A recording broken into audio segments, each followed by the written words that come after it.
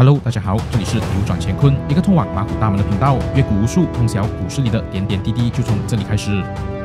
就在上个星期，我们都知道马股经历了目前来看还算小型的股灾。那今天我们将会来捋一捋整个开端的时间线和一些江湖传言，并分析这一次股灾的原因和未来马股将何去何从。记得订阅并看到最后哦。事情就要追溯到去年12月，当大多数人还沉浸在年终假期的喜悦中，马股的某个角落却在悄悄发生变化。有3家股票分别都出现了不寻常的交易量，并有着下滑的迹象，分别是 Rapid Synergy Berhad、YNH Property Berhad 和 Emas-Pro Corporation Berhad。那这3家公司的股价究竟发生了什么事，从而敲响了2024年马股崩盘的警钟呢？首先，我们先来看 Rapid。2023年12月29日，当时他们的股价还在29令吉左右徘徊。然而，随着新年钟声的敲响 ，Rapid 的股价反而却像是敲响了警钟，从高位坠落，在短短3周内，股价甚至一度触发了5次 limit down， 从29令吉50仙的巅峰一路暴跌至3令吉96仙，暴跌超过88仙，而公司市值更是从当初3个 billion 蒸发到只剩下400多 million。那之后紧接着的是 YNH Property， 去年年尾他们的股价原本还稳坐在4令吉50仙的高位，然而在1月5日，他们也紧跟着 Rapid 的脚步，股价就像断了线的风筝，在2周内暴跌超过78仙至1令吉22仙的低位。而特别的是1月18日当天，由于这2家公司连续2天 limit down， 从而触发了 Bursa 的股价下线冻结令，意味着他们的股价暂时无法继续下跌，以防止进一步的市场恐慌和不稳定。那至于 Emas-Pro 呢，股价同样也从高位5令吉滑落至1令吉28仙，跌幅是超过了78仙。这3家公司突如其来的暴跌，不仅震动了整个马股市场，也似乎在暗示着他们有着某种关联。而事实上的确如此，因为这3家公司都和一位叫 Y 先生的人物紧密连接。那 Y 先生呢，他的身份可不普通，不仅是一个身家数亿的商业巨头，更是福布斯2023年全马排名前50名的富豪。而正当大家还摸不清头脑，想不明白背后究竟发生了什么事，甚至以为这只是 Y 先生套利旗下的股票而导致股价暴跌的孤立事件而已时，殊不知这只是马股崩盘的前戏而已，因为另一股力量实则已经暗流涌动。就在1月16日这一天，注定是马股2024年令散户最猝不及防的一天。因为这一个看似普通的交易日，股市紧张的气氛瞬间升温。Rapid 的股价不仅再一次经历了 limit down， 但这一次它并不孤单，因为另一只曾经被散户封为神股的 SCIB 遭遇了致命打击。在开市不到30分钟，股价伴随着巨大的交易量，从高峰的1令吉19仙一路燃烧至83.5仙，高达38仙的跌幅，成为了当天第2个 limit down 的公司。就在众目的目光还紧紧锁定在 Rapid 和 SCIB 的惨烈暴跌，并为之感到可惜时，无情的市场并不给予大家喘息的机会，像是被一股无形的暗流所牵引，其他江湖流传的 SCIB 关联股也开始了他们的下坠之旅。传言与 SCIB 一样由 A 先生垂帘听政的股，例如 Artronic、APB 和 Gtronic， 在当天也分别下跌了88仙、7.88仙和4.68仙。此外，当天还有另外2个主角，分别是 Leform 和 Mercek。午后开盘不久，市场便目睹了一幕惊心动魄的场面，那就是他们的股价双双暴跌，分别下跌了59%仙和34%仙，其中 Mercek 的股价跌幅更是达到了30仙，并触发了跌停板机制，成为当天第3只遭遇 limit down 的股票。不过，在勇敢的投资者的捞底下，他们的股价在收盘前成功从最低价涨回了超过38仙，并最终收在75仙。那就在当很多人感叹为什么没有抓住这一次捞底的机会时，接下来发生的事情相信也将把大家拉回现实世界。因为当 Mercek 股价的回涨看似惊奇，但仅仅只是昙花一现，因为在隔天17日 Mercek 的股价再次 limit down， 跌幅更是高达39%仙。为此，小编我也奉劝大家，在这种动荡的市场，千万不要捞底，不然最终可能引火烧身。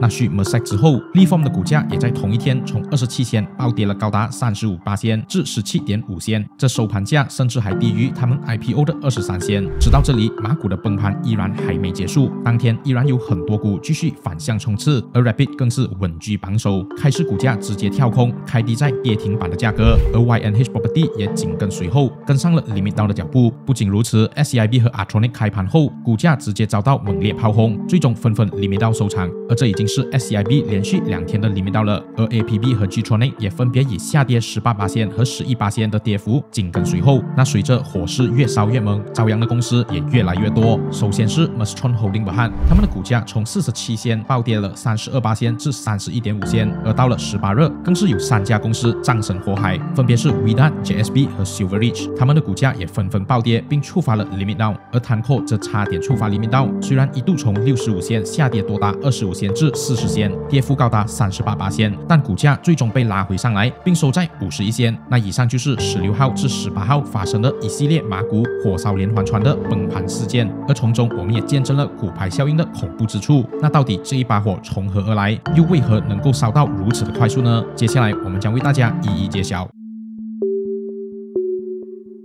那了解了事情的来龙去脉，我们就要来深究为什么这一次公司会突然好像火烧连环船一样，一个接一个的暴跌 limit down。首先，我们以表面来观察，其实这一些公司都有一个共同点，那就是他们的交易量每一天都非常的庞大。就比如说 SCIB 一天的交易量就达到50个 million 左右 ，Artronic 也有20个 million， 如此庞大的交易量，比起水钱都将会是非常大笔的数目。那第二个共同点就是他们如今的估值都是被非常高估的，很多都是负数，而且他们也没有什么业务可以证明他们未来的盈利有能力拉低他们的估值。而第三点也是最特别的，那就是他们的股价可以连续涨很多天，有些甚至只会涨不会跌。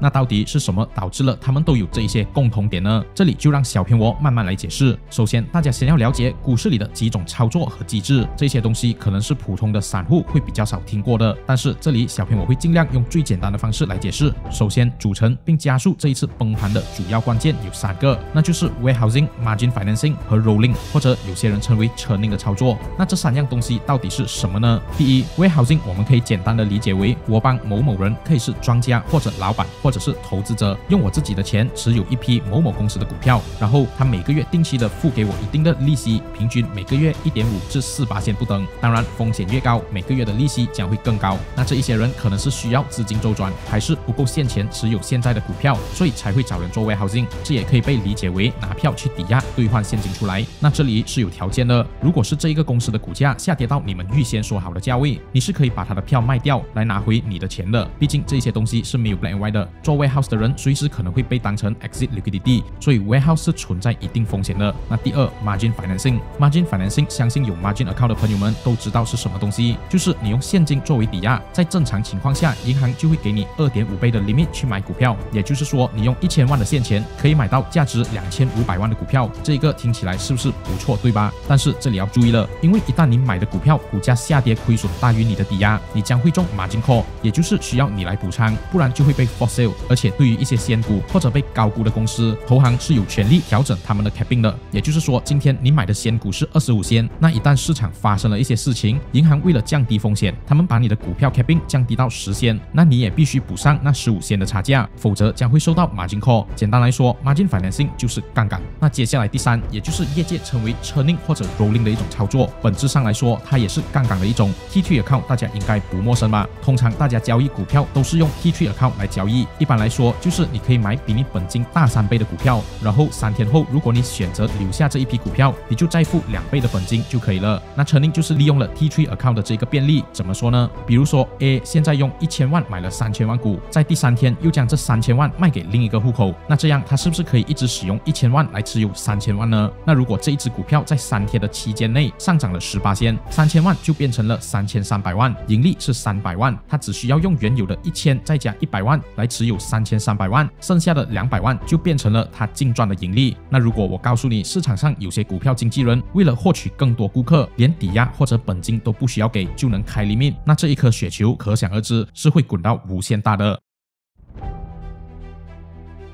那了解了这3种操作，就让我们把这一些操作和表面上看到的东西做一个结合。这一次的火烧连环船就将非常的清晰了。首先，我们先来说 Rapid、YNH Property 和 Emas Pro 的事件。那江湖传言称，Y 先生在外面借了很多刚刚提到的 warehousing 来持有一些公司的股票，而在2023年年尾的时候，或许可能应该有什么误会，或是没有还到利息 ，warehouse 的人就不情愿了，就开始在市场抛售 Rapid 的股票，而股价的下跌也开始触发一些人们的margin call，从而导致致强制卖出 for sale， 而股市开始恐慌，也导致这几家公司的股价开始下跌，而每一层的股价就不断好像骨牌一样不断下跌。那这时火也只是在这几家公司间燃烧，看起来应该没有什么大事，但是在16号开市，也不知道是不小心还是故意有人为之，突然间火势在毫无预警之下也把另一家公司点燃了，那就是 SCIB。 那 SCIB 这家公司我们可以看到他们的 volume 交易量是每一天都非常大的。想知道他们一个月贡献的水钱有多少吗？我们就拿他们平均一天交易量50个 million， 股价平均在80仙，他们一个月20天交易日一买一卖，水钱假设是 0.38仙来计算的话，一个月的水钱费用是高达 4.8个 million， 一年算下来将近6000万，而且这个费用还将会随着股价上涨不断的增加。那为什么水钱那么贵，交易量还是那么大呢？这就可以用我们刚刚所说到的 churning 或者 rolling 来解释了，那就是不断的左手换右手，很多的左手换右手来制造出如此庞大的交易量。那其实这个想法理论上是非常完美的，那就是只要股票经纪人开limit，庄家不断的左手换右手，每一次涨一点，这样每次的交易都能空手套白狼，然后用赚到的盈利来付水钱。但是那么美好的理想总有破绽，那就是当你的股价越来越高，你需要借的limit就将会越来越大，因为起初在 market 上 rolling 的这一批股票可能是1000万股，当初只要20仙，那你需要的limit只是200万，但是当你的股价去到1令吉的时候，1000万股你就需要1000万的limit的，而当你去到2令吉，你就需要更多的limit，而这也将会使风险越来越高。那很多人肯定就会说了，那只要大家一直都是赚钱的，肯定会有人不介意开limit给他们啊。那问题就来了，万一今天是亏钱了呢？当雪球越滚越大，底下牵涉的股票经纪人越来越多，而且很多都是 clean limit 没有抵押的情况下，一旦一个账面上出现了亏损，他因为没有收抵押而怕被欠账丢票，导致股价下跌后，其他的跟着丢，而这也就造成了一系列不可控的连锁反应。那相信这也是发生在 SCIB 身上的事件。那接着 SCIB 事件发生并开始燃烧之后，我们也看到有一些公司也随之遭殃，火势一发不可收拾。我们可以把这一次的受灾区分为3层，第一层最直接影响的就是 SCIB 有关联或者江湖传言有关联的公司，例如 Artronic、Getronic、APB， 这很容易理解，那就是市场的恐慌，害怕有关联的公司将会受到牵连，并抛售这一些公司的股票，树倒猕猴散。那来到第2层，就是也一样使用很多 limit 在churning的公司，因为一个股票经纪人肯定同时不会只是在蹭一只股票，那一旦 SCIB 遭殃，他手上的 limit 将会减少，这也将会使到他无法继续蹭其他公司的股票，或者是看到 SCIB 这样的事情之后收紧他们的 limit， 不随便借人，而这又将导致其他股票股价下跌，从而导致 SCIB 一样的连锁反应，城门失火，殃及池鱼。那来到第3层，就是操作与 SCIB 类似的公司，也就是交易量非常庞大、规律，而且随着交易量上涨而股价上涨的公司，例如 Mastron、JSB、Mercek 等等。因为这时候投行就会介入了，他们为了降低风险，就将会把这些类似操作的公司暂停使用 margin 来交易，或者对他们进行刚刚说到的 capping， 而这样一来就将会再触发新一波的 for sale 潮，这样下来被 for sale 的人为了保留股票，就有可能卖掉赚钱或者其他股票来补这一个洞，而这一场火也将不断的席卷整个马股。那相信大家目前最关注的事情是接下来马股将会何去何从吧？那小编我认为这一次的火烧连环船并不会这么轻易的结束，至少都要等到新年过后，因为目前很多投行都已经开始锁水喉，增加 capping， 而且很多股票经纪都已经没有 limit 了，有的也不敢开给这一些遭殃的公司，而这也是非常矛盾的，因为投行锁水喉，这也就代表这一次的火将会越烧越旺，但是如果投行开水喉，这也只会不断让泡沫越吹越大，从而造成下一次更大的灾难。那还有一个非常多人问的问题，就是这一次会不会也影响到马股的2大巨头 H 股和 C 股和他们旗下的相关上市公司？那小编我只能说，这就要看 margin cap 会不会燃烧到他们那里了。但是如果一旦他们也遭殃，那马股将会进入一个漫长的黑夜。那荧幕前的你们喜不喜欢小编我分享这一类马股比较不为人知的一面呢？如果还想要小编我继续跟进这一次马股的小股灾，可以在留言区打上要并订阅和 like 这一支影片哦。我们下期见，拜拜。